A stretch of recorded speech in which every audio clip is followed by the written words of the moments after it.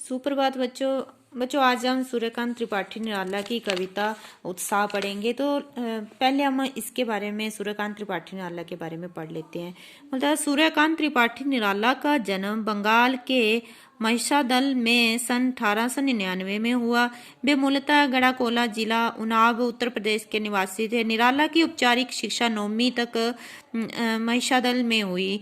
उन्होंने स्वाध्याय से संस्कृत, बांग्ला और अंग्रेजी का ज्ञान अर्जित किया। वे संगीत और दर्शन शास्त्र के भी गहरे अध्येता थे। रामकृष्ण परमहंस और विवेकानंद की विचारधारा ने उन पर विशेष प्रभाव डाला। निराला की पारिवारिक जीवन दुखों और संघर्षों से भरा था। आत्मीयजनों के असामयिक निधन ने उन्हें भीतर तक तोड़ दिया। साहित्यिक मोर्चे पर भी उन्होंने अनवरत संघर्ष किया। सन 1961 में उनका देहांत हो गया। उनकी प्रमुख काव्य रचनाएं हैं अनामिका, परिमल, गीतिका, कुकुरमुक्ता और नए पत्ते। उपन्यास, कहानी, आलोचना और निबंध लेखन में भी उनकी ख्याति अविस्मरणीय है। निराला रचनावली के 8 खंडों में उनका संपूर्ण साहित्य प्रकाशित है। निराला विस्तृत सरोकारों के कवि हैं। दार्शनिकता, विद्रोह, क्रांति, प्रेम की तरलता और प्रकृति का विराट तथा उदात्त चित्र उनकी रचनाओं में उपस्थित है। उनके विद्रोह स्वभाव ने कविता के भाव जगत और शिल्प जगत में नए प्रयोगों को संभव किया। शैवाती रचनाकारों में उन्होंने सबसे पहले मुक्त छंद का प्रयोग किया। शोषित, उपेक्षित, पीड़ित और प्रताड़ित जन के प्रति उनकी कविता में जहाँ गहरी सहानुभूति का भाव मिलता है, वही शोषक वर्ग और सत्ता के प्रति प्रचंड प्रतिकार का भाव भी। जहाँ पे उन्होंने उत्साह के बारे में बताया हुआ है कि उत्साह एक आह्वान गीत है जो बादल को संबोधित है। बादल निराला का प्रिय विषय है। कविता में बादल एक तरफ पीड़ित प्यासे जन की आकांक्षा को पूरा करने वाला है, तो दूसरी तरफ वही बादल नई कल्पना और नए अंकुर के लिए विध्वंस, विप्लव और क्रांति चेतना को संभव करने वाला भी। कवि जीवन को व्यापक और समग्र दृष्टि से देखता है। कविता में ललित कल्पना और क्रांति चेतना दोनों है। सामाजिक क्रांति या बदलाव में साहित्य की भूमिका महत्वपूर्ण है। निराला इसे नवजीवन और नूतन कविता के संदर्भ में देखता है। आगे इसके बाद है आठ नहीं रही है, इसको बाद में देखते हैं। पहले उत्साह के बारे में देखते हैं क्या बोलता है।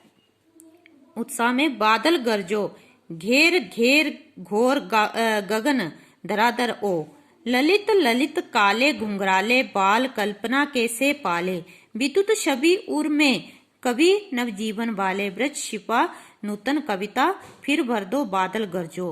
बोलता है कि हे बादल, आप घेर घेर घोर गगन, गगन होता है आकाश, पूरे आकाश को घेर कर आप धराधर बोला हुआ जहाँ पे बादलों को, ये बादल आप पूरे आकाश को घेर लो और जोर जोर से गरजो और बरसो। ललित ललित काले घुंघराले, बोलता आपके लाल लाल सुंदर और काले काले घुंघराले बाल जो हैं, बाल कल्पना कैसे पाले। बोलता है कि ऐसे लग रहा है कि आपके जो गर्जन जो है, बोलता तुम्हारे केश जो है कितने सुंदर हैं, काले काले हैं और घुंघराले हैं। जे कल्पना कैसे पाले, बोलता है जे कल्पना के विस्तार के समान घने हैं।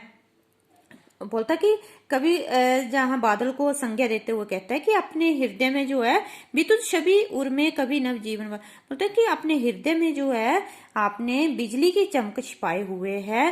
कवि बता रहा है कि संसार को नया जीवन देने वाले ब्रज छिपा नूतन कविता।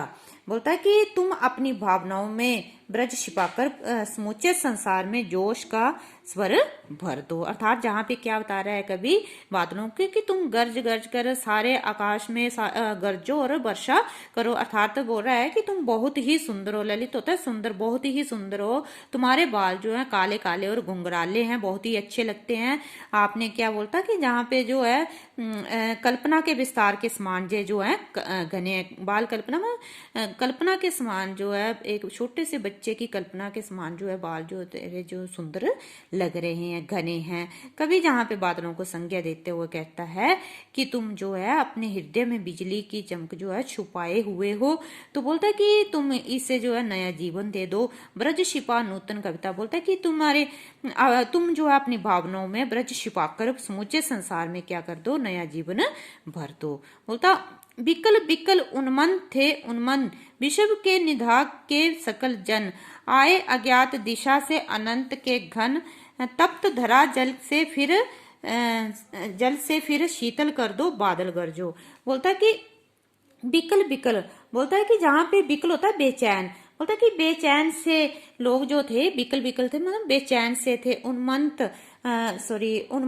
अनमने से थे। विश्व के निधाग, निधाग होता है जहाँ पे बताया हुआ है कि विश्व के निधाग होता है तपती धरती, जहां से बोलता है कि बिकल लोग जो थे बिल्कुल बेचैन से थे। बिकल होता है बेचैन, बहुत से बेचैन लोग थे, अनमने से थे। विश्व के निदाग बोलता है कि जहां पर जब तुम आए, मतलब तपती धरती को जो है, जब सारी धरती जो थी वो तप रही थी, तो आप आए अज्ञात दिशा से अनंत के घर, ना जाने आप कौन सी दिशा से आए।